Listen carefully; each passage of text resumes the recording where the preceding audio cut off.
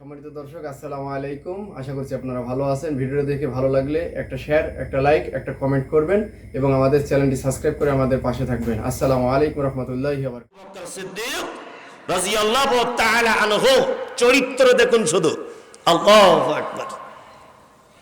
হযরত ওমর বলছেন যে ফজরের নামাজের পর হযরত আবু বকর কোনোদিন মসজিদে বসে না, চটজলদি বাড়ি চলে যায়। তা আমার মনে মনে ভাবলাম, কি ব্যাপার, আমিরুল মুমিনিন কোনোদিন মসজিদে বসে না কেন, বাড়ি কেন চলে যায়? যাই তো আমি একবার চেক করি, দেখি তিনি কি করেন। আল্লাহু আকবার। হযরত ওমর বলছেন,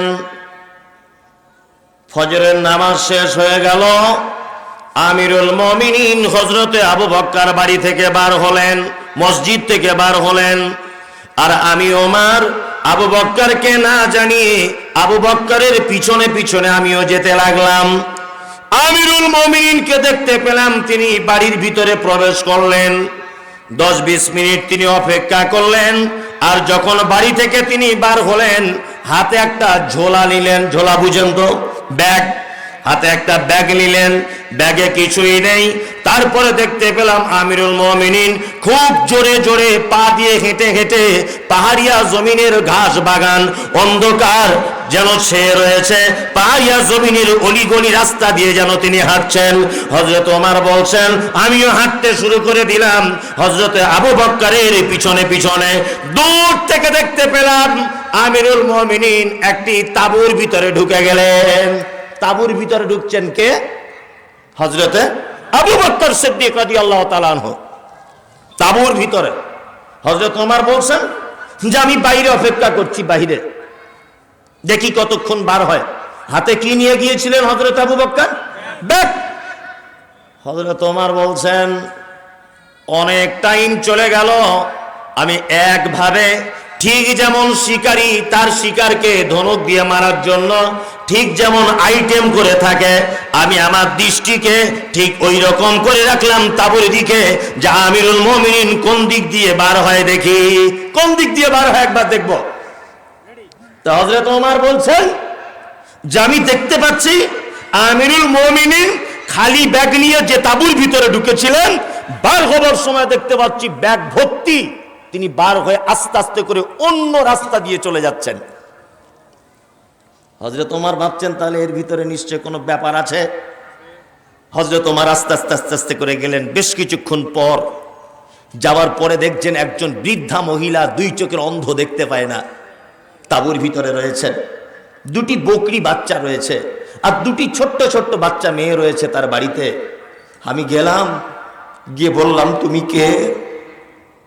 তখন মহিলা বলছেন, আমি তো কে, আমি একজন অন্ধ মহিলা। হযরত ওমর বলছেন, আপনার বাড়িতে কেউ নেই? বলছে, না, আমি একজন বিধবা নারী, আমার স্বামী নেই, বড় কোনো ছেলে নেই, পাহাড়ের এই দিকে তাঁবু টাঙিয়ে বসবাস করছি, আমার বাড়িতে 2টি বাচ্চা মেয়ে, বাড়িতে 2টো বকরিও রয়েছে, আমি কিছু করতে পারি না, অন্ধ মহিলা। হযরত ওমর বলছেন, তাহলে আপনার বাড়ির কাজগুলো করে কে? তখন মহিলা বলছেন, বাবা, তোমাকে তো আমি চিনি না, তোমার পরিচয় আমার জানা নেই, তোমারই মতো একজন পথিক প্রতিদিন আসে, প্রতিদিন ফজরের নামাজের পর, প্রতিদিন। হযরত ওমর চোখ দিয়ে পানি পড়ছে না, বলছে, বুড়িমা, লোকটি এসে করে কি, কি করে?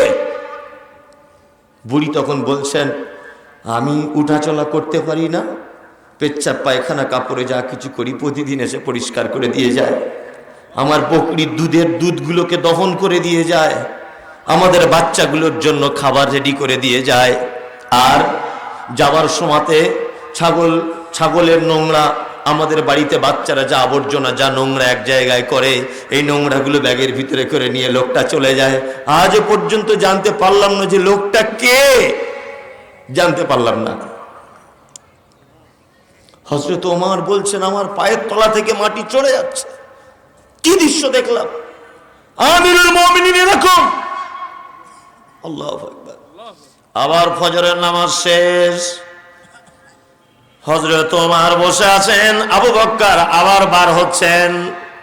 হযরত ওমর পিছন দিক দিয়ে আবু বকরকে জড়িয়ে ধরে বলছে, আমিরুল মুমিনিন, আপনি যে কাজ করেন কতদিন যাবত করছেন বলুন। হযরত আবু বকর বলছে কতদিন করছি বলতে পারবো না, তবে যতদিন থেকে আমি বুঝতে পেরেছি যে আমি দায়িত্বে আসার পর একদম পাহাড়ের এক সাইডে একজন বিধবা মহিলা বিপদের সম্মুখীন, আমি প্রত্যেক দিন যাই ফজরের নামাজের পর, আর তাদের পেচ্ছাপ পায়খানা সব পরিষ্কার করি নিজে হাতে, তাদের ছাগলের দুধগুলোকে দহন করি নিজের হাতে, তাদের রান্না বান্না পাকিয়ে দিই নিজের হাতে। তখন হযরত ওমর বলছেন, আমিরুল মুমিনিন, তাহলে আপনি এমন একটা কাজ করেন, আপনার পরে যে খলিফা হবে তাকেও তো এই কাজ করা লাগবে।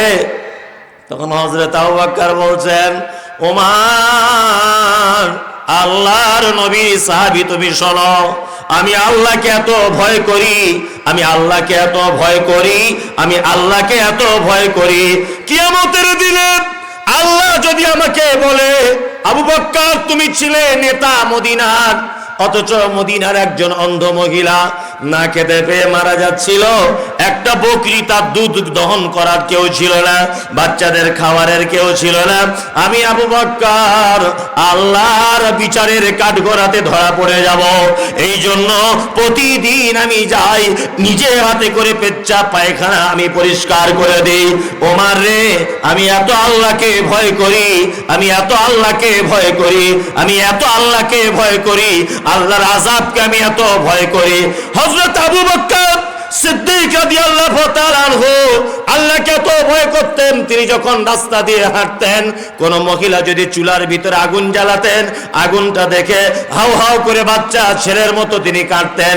বিশ্ব নবী বলেছেন, আমার উম্মতের ভিতরে সব থেকে নরম হৃদয়ের মানুষ, তার নাম হলো হযরত আবু বকর, আর দিনের ব্যাপারে সব থেকে কঠিন মানুষ, তার নাম হচ্ছে হযরত ওমর।